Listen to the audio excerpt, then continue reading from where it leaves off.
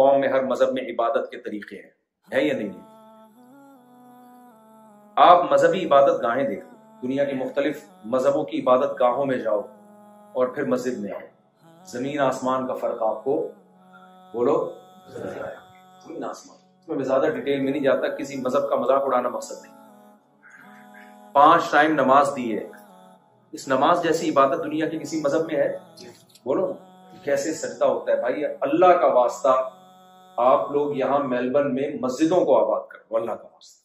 اگر آپ اپنی نسلوں کو بچانا چاہتے ہو نا برائی سے، کہ بہت افسوس ہوتا ہے کہ مسجدیں آباد نہیں ہیں، مسجدیں بنا دی بڑی ٹائٹ ہو، صفیں آدھی صفیں ہوتی ہیں اس میں۔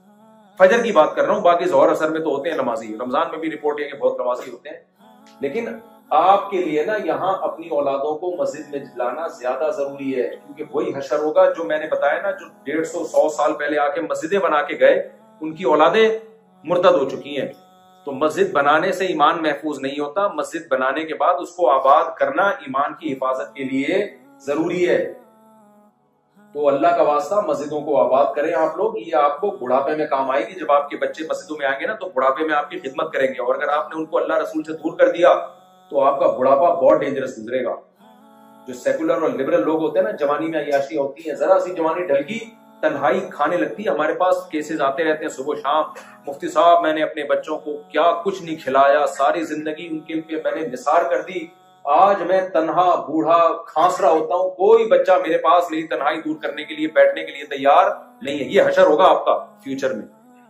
بچے کو دین اور مذہب سکھاؤ گے، جو اللہ کو مانتا ہے نا وہ اللہ کا حکم سمجھ کے بوڑھے باپ اور بوڑھی ماں کی خدمت کرے گا۔ ہماری خواتین بھی لبرل سیکولر بنتی جا رہی ہیں، پردہ اٹھا کے پھینکتی ہے، کیا یہ برقع کیا ہوتا ہے ایکچولی وغیرہ وغیرہ جو آج کل ڈائلاگ چلتے ہیں۔ ٹھیک ہے آپ پردہ نہ کریں، ابھی بڑھاپا بہت ڈینجرس ہوگا، یہ بتاؤ، کیونکہ جو عورت پردہ نہیں کرے گی اس کی بچی پردہ بولو۔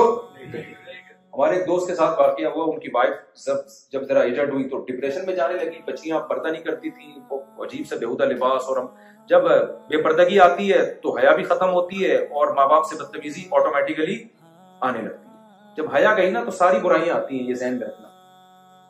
تو خاتون نے کیا کیا، یو ایس اے میں تھی وہ، انہوں نے توبہ طائف کی کہ بھائی میں اللہ کے دین پر آتی ہوں، یہ تو غلط کر دیا میں نے، زندگی خراب کی، اب بچے بھی ہاتھ سے نکل گئے، اب میں پردہ کرتی ہوں۔ تو جب انہوں نے پردہ کرنا شروع کیا، نماز روزہ شروع کیا، تو پھر انہوں نے بچیوں سے کہا دیکھو بیٹا تم بھی پردہ کرو۔ بچیوں نے کہا امی آپ نے لائف کو انجوائے کر لیا نا، کیا خیال ہے اب ہمیں بھی کرنا، جب ہم آپ کی ایج کو پہنچیں گے ہم بھی کریں گے۔ تو بیچاری خون کے آنسو رو رہی تھی۔ تو یہی ہوگا جو کہا تھا نا، یہ تو ہوگا۔ اس لیے جو خواتین بیان سننے کے لیے آئی ہوئی ہیں ان سے میں گزارش کرتا ہوں آپ کے فائدے کے لیے، آپ آج اپنے گھر میں پردے کا ماحول پیدا کر لو، بچیوں کو پورا پراپر ڈریس سمجھا دیا کرو، سختی تو نہیں کر سکتے نا، سمجھا دیا کرو کہ بھئی ایک یہ راستہ ہے اور ایک یہ راستہ، بیٹا یہ ہمارے مذہب کا راستہ ہے، یہ ہمارے کلچر کا راستہ ہے، اس میں حیا ہے۔ بچیاں ماں کو بہت زیادہ فالو کرتی ہیں، ماں کو فالو کرتی ہیں بچیاں، اگر وہ پردہ کریں گی، پراپر ڈریس میں رہیں گی، کل وہ آپ کی بھی خدمت کریں گی، کل وہ آپ کو بھی عزت دیں گی۔ تو اللہ کا حکم سمجھ کے تو میرے بھائی ماں باپ کو رکھا بھی جا سکتا ہے، ان کی برداشت بھی کی جا سکتی ہے۔ جو اللہ کو نہیں مانتا وہ ماں باپ کس کھیت کی مولی ہو گئے، پھر وہ سمجھتے ہو گے نہیں سمجھتے ہو؟ تو اپنا بڑھاپا اچھا چاہتے ہو نا تو اپنے بچوں کو کیا سکھاؤ، دین سکھاؤ۔ ہمارے دوست ہیں، میں خود اپنے واقعہ، ہماری دادی کا انتقال ہوا، کس طرح ہمارا گھرانہ رو رہا تھا۔ اب تو سب انڈین پاکستانی اور بنگلہ دیشی زیادہ بیٹھے ہوئے ہیں نا یہاں پہ، کیسی دادیوں کے مرنے پہ لوگ رو رہے ہوتے ہیں۔ تو کیا تم یہ چاہتے ہو تمہارے مرنے پہ بچہ بولے ابا بڑھ گئے اچھا ہوا، بڈھے سے جان چھٹی ہماری؟ یہ چاہتے ہو؟ یا اولڈ ہاؤس سے فون آئے کہ یار اٹھا کے لے جاؤ، جو مذہبی رسومات کرنی ہے وہ کر لو۔ تو ہمارے کیونکہ ہمارے باپ داداؤں نے ہمیں مذہب سکھایا، تو ہمیں ان کے جانے پر خوشی کے بجائے ہم زندگی بھر ہم ان کو دعاؤں میں یاد رکھتے ہیں، اور انشاءاللہ یاد رکھیں گے، موت تک یاد رکھتے رہیں گے انشاءاللہ۔ ہمارا تو رشتہ ختم نہیں ہوتا، کیونکہ جب اللہ سے رشتہ ہوگا تو اللہ کہتا ہے جو ماں باپ کو نہیں مانتا وہ پھر کسی کو بھی نہیں مانتا۔ اللہ نے اپنے حق کے بعد سب سے پہلا حق کس کا بتایا ہے؟ والدین کا۔ تو آپ کو ماں باپ کے سامنے جھکنا پڑے گا، ان کی کڑوی کسیلی برداشت کرنی پڑے گی۔ تو یہ میں چند مثالیں میں نے آپ کو دی ہیں کہ اسلام کا کوئی بھی نظام آپ اٹھا کے دیکھ لو محفوظ بھی ہے الحمدللہ، اور دوسرے نظاموں سے کمپیئر کرو تو سپیریئر بھی کون ہے؟ اسلام ہے۔ یہ اس کی علامت ہے کہ محمد صلی اللہ علیہ وسلم کا یہ پیش کردہ نظام آپ کا ذاتی نہیں تھا، بلکہ یہ کس کا ہے؟ یہ اللہ۔ اس کتاب کو دیکھ لو 1400 سال سے محفوظ ہے، کتاب پہ رائٹر کا نام نہیں ہے، اور کتاب 1400 سال سے کیا ہے؟ بولو محفوظ۔ کیسی عجیب کتاب ہے یار، ایک لفظ میں بھی تحریف نہیں ہوئی۔ دنیا میں سب سے زیادہ پڑھی جانے والی کتاب قرآن، دنیا میں سب سے زیادہ سنی جانے والی کتاب قرآن، دنیا میں سب سے زیادہ سمجھ کے پڑھی جانے والی کتاب قرآن، بغیر سمجھے پڑھی جانے والی کتاب قرآن، کھڑے ہو کے ہاتھ باندھ کے سنی جانے والی کتاب قرآن، کھڑے ہو کر گھنٹوں گھنٹوں ہاتھ باندھ کر پڑھی جانے والی کتاب قرآن، سب سے زیادہ بے سمجھے یاد کیے جانے والی کتاب قرآن، سب سے زیادہ سمجھ کے یاد کی جانے والی کتاب کون سی ہے؟ قرآن۔ سب سے زیادہ دنیا میں درس کس کتاب کے ہوتے ہیں؟ قرآن کے۔ پیش کرنے والا وہ ہے جو نہ لکھنا جانتا ہے اور نہ پڑھنا جانتا ہے۔ عجیب بات ہے یا نہیں میرے بھائی؟ نہیں یاری میرے خیال ہے سمجھ میں۔ پیش کرنے والا جو ہے اس کتاب کو، جس کو اتنی مقبولیت ملی، وہ نہ لکھنا جانتے اور نہ پڑھنا جانتے۔ اور کمال کی بات ہے، جس پیغمبر نے یہ کتاب پیش کی جو نہ لکھنا جانتے نہ پڑھنا جانتے، وہ خود لکھوایا کرتے تھے دوسروں سے جب آیتیں نازل ہوتی تھی۔ بھائی مجھے تو لکھنا نہیں آتا، آپ کیا کرو، آپ لکھو، اس چمڑوں پہ لکھی جا رہی ہے، ایسی محفوظ ہوئی ہے، ایسی محفوظ ہوئی ہے، ایک ایک حرف۔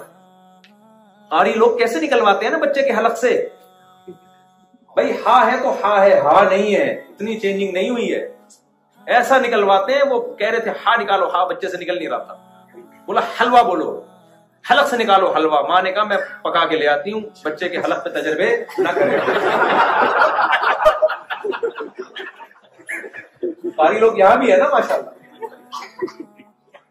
تو ایک ایک لفظ کیا ہے، ایسا خاندانی طریقے سے محفوظ ہوا ہے، ایسا خاندانی طریقے سے۔ دنیا کی 1400 سال پہلے زبانیں اس طرح محفوظ ہیں۔ میں نے کہیں یہ بیان کیا تو ہندو نے کمنٹ کیا بھائی 1400 سال پہلے سنسکرت زبان جو ہے تو صدیوں پرانی ہے، پرانی ہے، ہم کب کہہ رہے ہیں، وہ کنڈیشن میں نہیں ہے جو 1400 سال پہلے۔ 1400 سال پہلے کا کوئی فارسی بولنے والا یا کوئی بھی زبان بولنے والا اٹھ کے آ جائے، آج بات کرے، آپ کو سمجھ بھی نہیں آئے گا کیا کیا ہے۔ لیکن 1400 سال پہلے نبی صلی اللہ علیہ وسلم کا دور کا کوئی عربی آ جائے اور آپ سے بات کرے، اس انسانوں سے کلام کرے، دنیا کے 20 ملک اس کی بات سمجھ رہے ہوں گے کیا کہہ رہے ہیں۔ 20 لوگ نہیں، 20 ملک میں رہنے والے کروڑوں انسان، اور جو عرب کنٹری نہیں ہے ان میں بھی جو علماء ہیں جو عربی جانتے ہیں وہ بھی سن رہے ہوں۔ عربی میں پانی کو 1400 سال پہلے کیا کہتے تھے؟ الماء، آج بھی کیا کہتے ہیں؟ الماء۔ آسمان کو کیا کہتے تھے؟ سما، آج بھی کیا کہتے ہیں؟ سما۔ زمین کو کیا کہتے تھے؟ ارض، آج بھی کیا کہتے ہیں؟ ارض۔ مرد کو کیا کہتے تھے 1400 سال پہلے؟ اور رجل، آج بھی کیا کہتے ہیں؟ رجل۔ عورت کو کیا کہتے تھے 1400 سال پہلے؟ امرأہ، آج بھی کیا کہتے ہیں؟ امرأہ۔ بچھونے کو 1400 سال پہلے کہتے تھے مہد، آج بھی کیا کہتے ہیں؟ مہد۔ درہم کو 1400 سال پہلے کیا کہتے تھے؟ درہم، آج بھی کیا کہتے تھے؟ کیا کہتے ہیں؟ درہم۔ چاندی کو کہتے تھے فضہ، آج بھی کیا کہتے ہیں؟ وہ والی فضہ نہیں جس کی طرف آپ کا دماغ جا رہا ہے، فضہ۔ 1400 سال پہلے سونے کو کیا کہتے تھے؟ ذہب، آج بھی کیا کہتے ہیں؟ ذہب۔ سورج کو 1400 سال پہلے کہتے تھے شمس، آج بھی کیا کہتے ہیں؟ شمس۔ چاند کو 1400 سال پہلے کیا کہتے تھے؟ قمر، آج بھی کیا کہتے ہیں؟ قمر۔ نام کو کیا کہتے تھے؟ اسم، آج بھی کیا کہتے ہیں؟ اسم۔ قرآن کی وجہ سے ایک زبان ہمیشہ کے لیے محفوظ ہو گئی، کیونکہ اللہ نے قرآن کی حفاظت کرنی تھی۔ اللہ نے کہا اگر لینگویج اور زبان کی حفاظت نہیں تو قرآن ضائع ہو جائے گا، اللہ نے پوری زبان کو محفوظ کر دیا۔ ایک گورے کی تحقیق بتا رہا ہوں آپ کو۔ گورا کہتا ہے، مجھے انشاءاللہ، مجھے چونکہ اب یہ میں فی البدیہی بات کر رہا ہوں نا، اگر پہلے سے پلان ہوتا تو میں اس کا حوالہ لے کر آتا۔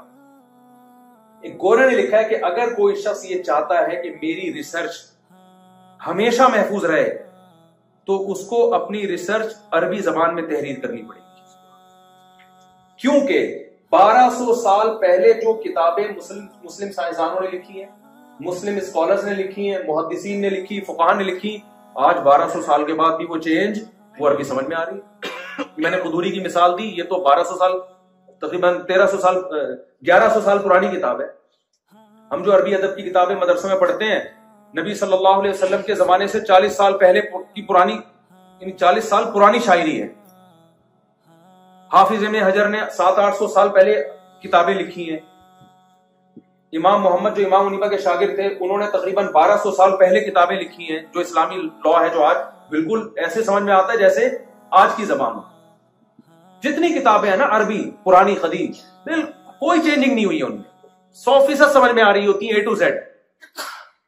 لیکن اگر آپ انگلش کی طرف جاؤ، 200 سال پہلے کی انگلش آج کا گورا، بلکہ 100 سال پہلے کی انگلش آج کا گورا نہیں سمجھے، اور گورے خود اعتراف کرتے ہیں اس میں 100 سال کے بعد جو انگلش بولی جائے گی وہ آج اردو مرزا غالب کے زمانے کی دیکھ لو. مرزا غالب کے دور کی اردو یہ تھی کہ ایک آدمی حکیم صاحب کے پاس گیا، حکیم صاحب خطوطان بھیجا میں کچھ حالت خانہ جنگی سی ہو گئی.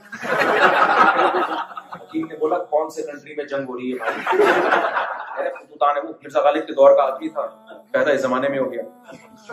مرزا غالب وہ حکیم کہتا ہے بھائی کون سے ملک میں جنگ ہو رہی ہے؟ خطوطان مینا میں حالات خانہ جنگی سی ہو رہی. پھر اشارہ کیا تو حکیم نے بولا بولنا پیٹ خراب ہے. سمجھ رہے ہو؟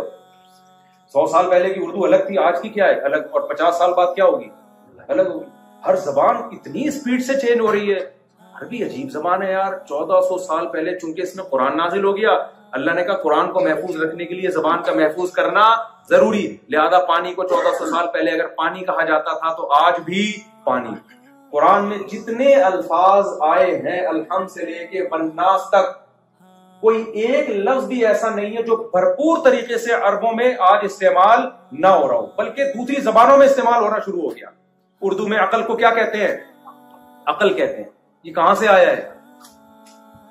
عربی سے آیا ہے میرے. انگلش میں زمین کو کیا کہتے ہیں؟ ارض. یہ کہاں سے آیا ہے؟ ارض سے.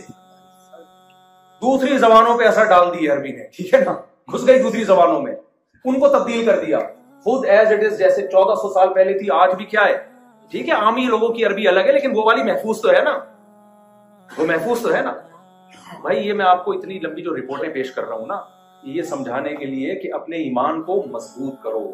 آپ کو اللہ نے جو دین اور مذہب دیا ہے وہ برحق مذہب ہے، وہ آسمان سے نازل کردہ مذہب ہے، وہ انسانوں کا بنایا ہوا دین اور مذہب نہیں ہے. اب آخری بات کرنا کیا ہے؟ کرنا میں آپ کو ایک بات بتاتا ہوں، ایک مثال سے بات سمجھاتا ہوں پھر بات سمجھیں.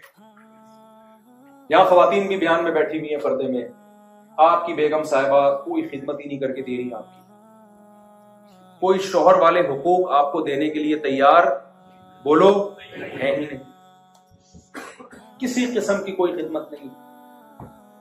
آپ کو شک ہوا کہ پتہ نہیں اس کو پتا بھی ہے کہ میں ان کا میاں لگتا ہوں رشتے میں، کیا خیال ہے؟ یا الٹا کر لیتے ہیں مثال کو تاکہ خواتین ناراض نہ ہو. مثال الٹا کر لیتے ہیں، آپ اپنی بیگم کے کسی قسم کے کوئی حقوق دینے کے لیے تیار بولو نہیں. جب گھر میں آتے ہیں ایسے جیسے ہلاکو خان نے بغداد پہ حملہ، تمیز سے بات ہی نہیں کرتے. وہ نان نفقہ مانگتی، آپ نان نفقہ نہیں دے رہے. کوئی بھی جو ذمہ داری مرد کی ہوتی ہے نا، عورت کے جو حقوق ہوتے ہیں وہ دینے کے لیے آپ تیار نہیں. آپ کی بیگم کو شک ہو جاتا ہے پتہ نہیں مجھے اپنی بیگم سمجھتا بھی ہے کہ نہیں سمجھتا. وہ پروف دیتی ہے، دیکھو یہ نکاح نامہ ہے، میں آپ کی وائف.